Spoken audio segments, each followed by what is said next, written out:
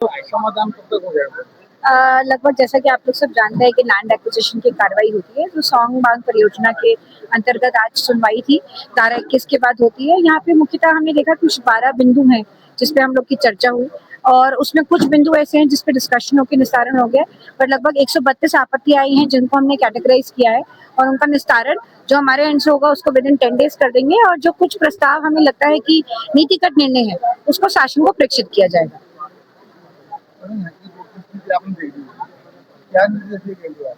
यहाँ पे जो मैंने देखा है मुख्यतः लोगों को एक्चुअली यहाँ पे रोड्स का काफी प्रॉब्लम है।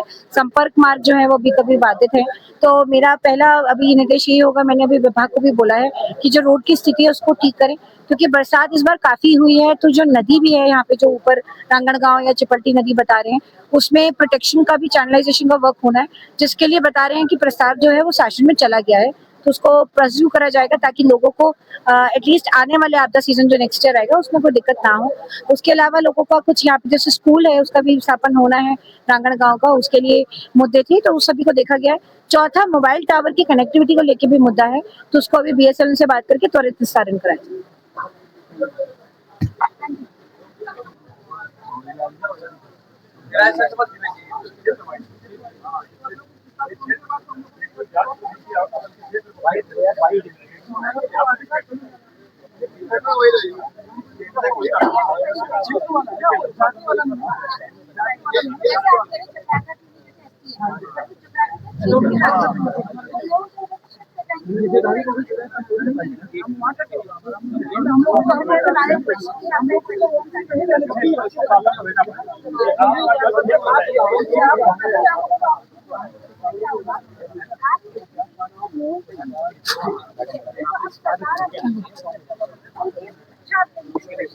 यहाँ पर आइए, उन्होंने क्या कुछ आश्वासन दिए, क्या मुद्दे आप लोगों ने यहाँ पर?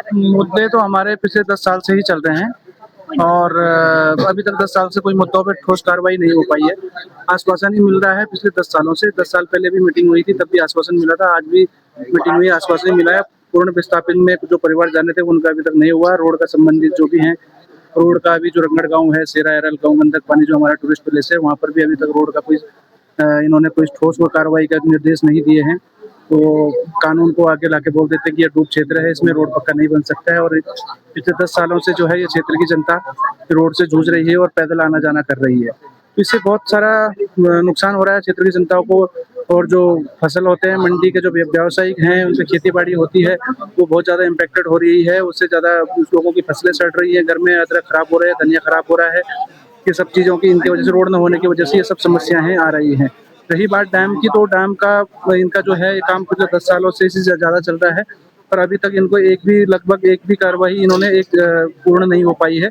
पूर्ण विस्थापन की जगह भी इन्होंने अभी फाइनल नहीं करी है। अभी उन्होंने बोला है कि नेक्स्ट इसी मंथ में मीटिंग है मुख्यमंत्री जी के साथ, उसमें फाइनल होगा कि ये रोड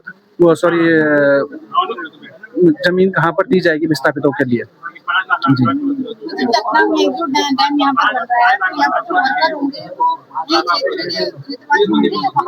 नहीं, क्षेत्र बाहर से आने का तो कोई मतलब ही नहीं है। क्षेत्रवासियों का अगर यहाँ पर कोई रोजगार या कोई प्रोजेक्ट आ रहा है तो उसमें क्षेत्रवासी जो होते हैं उनका पहला अधिकार होता है, और वही अधिकारों के लिए हम लोग लड़ाई लड़ रहे हैं। क्षेत्रवासियों का ही पहला अधिकार होगा, चाहे वो रोजगार हो, चाहे किसी का नौकरी का हो, किसी का गाड़ी लगाने का हो, किसी का जेसीबी लगाने का हो, जो भी व्यावसायिक है, उन सब लोगों को क्षेत्रवासियों का पहली प्राथमिकता मिलनी चाहिए। उसके बाद अगर क्षेत्रवासियों में इसके बाद यहाँ जगह कुछ कमियां होती हैं, उसके बाद वो बाहर से अपना कुछ व्यवस्था कर सकते हैं। अच्छा, ये जो डैम बनेगा यहाँ पे, इससे आपको क्या लगता है, क्या कुछ लाभ होंगे? देखिए, लाभ तो देहरादून को होने वाला है। देहरादून के 10 लाख लोगों को पानी जाएगा, वहाँ के लोगों को होगा विकास, वहाँ का होगा। हम लोगों का तो विनाश हो रहा है। हम लोगों को अपना पैतृक संपत्ति का छोड़ना पड़ रहा है, उसके बदले हम लोगों को कुछ मुआवजा नहीं दिया जा रहा है। जो मुआवजे की रकम है वो बहुत ज़्यादा कम है, और कानूनी हम इनको बढ़ाने के लिए बोलते हैं कि इसकी मुआवजे की रकम बढ़ा दो, तो और मुआवजे की रकम बोलते हैं कि कानून के यही लिखा हुआ है, और एक्ट के हिसाब से ये लोग एक्ट को आगे कर देते हैं, और हम लोगों की एक भी जो भी है बेसिक मांगे हैं वो अभी तक पूरी नहीं हो पाई है। आप हमारे चैनल के माध्यम से क्या संदेश देना चाहेंगे? मैं सभी आपके मीडिया के माध्यम से, आपके चैनल के माध्यम से यही संदेश देना चाहूंगा कि सबसे पहले यहाँ पर क्षेत्र में रोड हो, रोजगार के साधन परिपूर्ण हो। अगर डैम बनने में टाइम लगता है, इसको सरकारी परियोजना है, इसमें टाइम लगता है, तो इससे पहले यहाँ पर जो मूलभूत सुविधाएं हैं वो लोगों को दी जाएं और जो व्यावसायिक खेती करते हैं उनको प्राथमिकता दी जाए और रोजगार की जो यहाँ पर है रोजगार दिया जाए। और जो स्कूल की यहाँ पर बहुत सिचुएशन है वो अच्छी नहीं है स्कूलिंग की।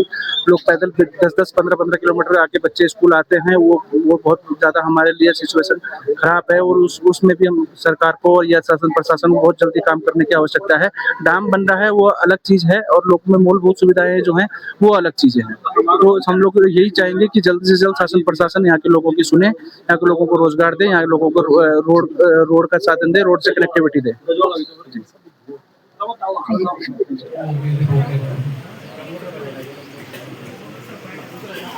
नहीं, पर वो लंबा खींचा है, वो तहसील में काफी लंबा खींचा है। वो मामला कई वो करीबन उसको 2 साल हो गए वहाँ।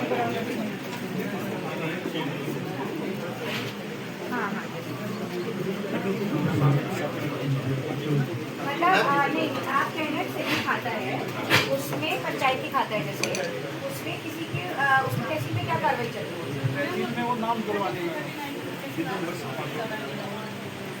3349 कब से चल रहा है? नहीं, 1 साल उससे ऊपर हो गया। नहीं, 3349 उसको इसमें क्या चल रहा है? बताइए, आपको बताइए। मैडम पूरी फॉर्मेलिटी हमारे द्वारा की गई है वहाँ, जो हमसे मांगी गई थी, लेकिन अब वो पेंडिंग ही चल रहा है मामला। नहीं, किस धारा में? धारा तो मतलब ये 1.5 साल पहले से। नमस्कार, वो देखते रहिए पहाड़ दूरदर्शन न्यूज। ऐसे ही लेटेस्ट अपडेट पाने के लिए हमारे चैनल को सब्सक्राइब करें और तुरंत नोटिफिकेशन पाने के लिए बेल आइकन प्रेस करना ना भूलें।